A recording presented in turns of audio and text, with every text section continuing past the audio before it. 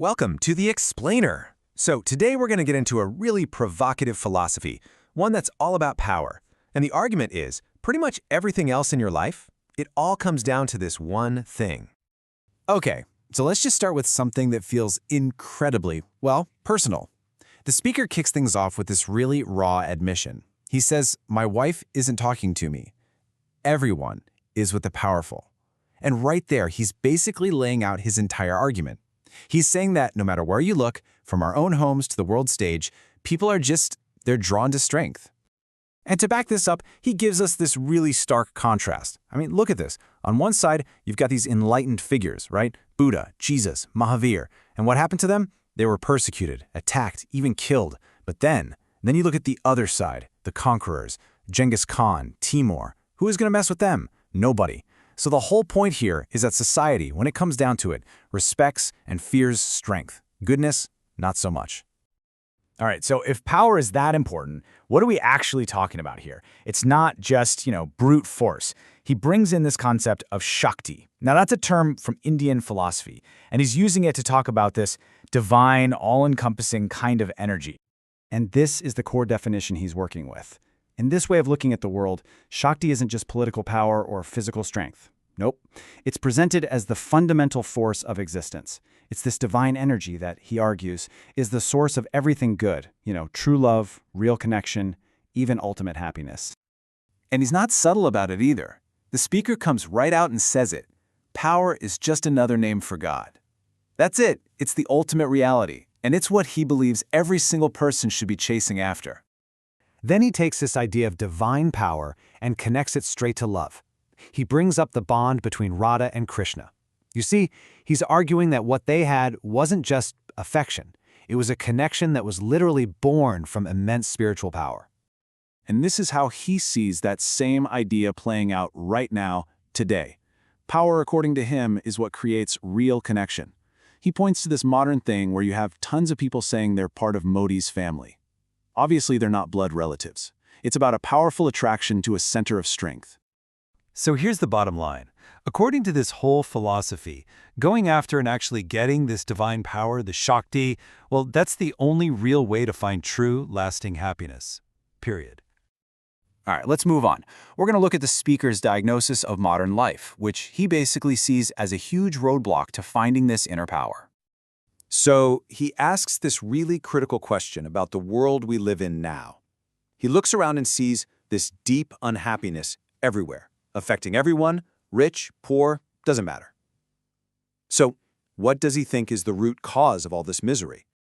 And he points his finger at one main culprit: capitalism. His argument is that capitalism forces our consciousness outward.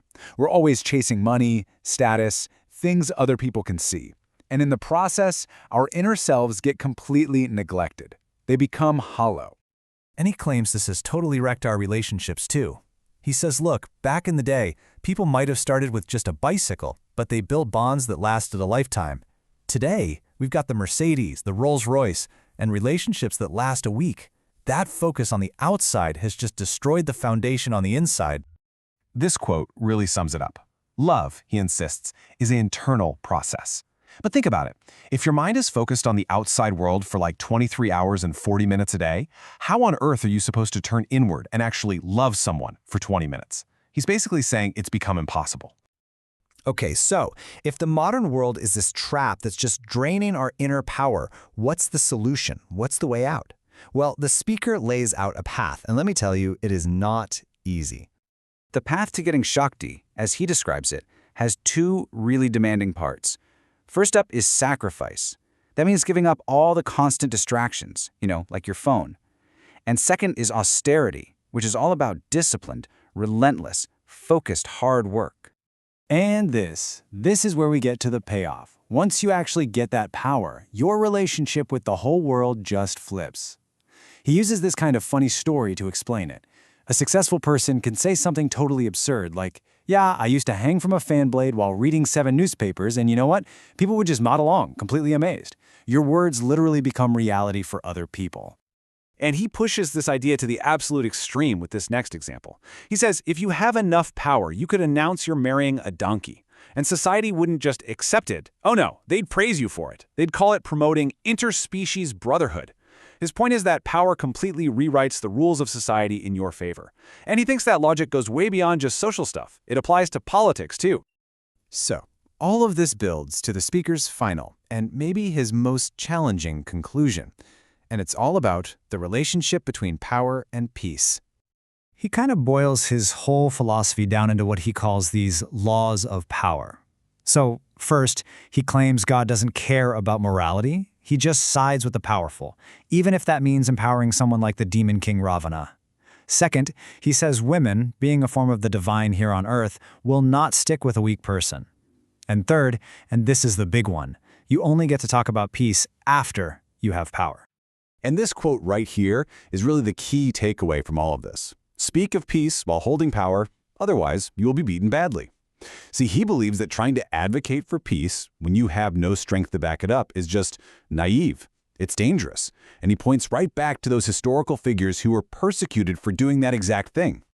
So we're left with this final, pretty provocative question that really just wraps up his entire worldview for us to think about. Is a call for peace, when you don't have the power to enforce it, really anything more than just begging?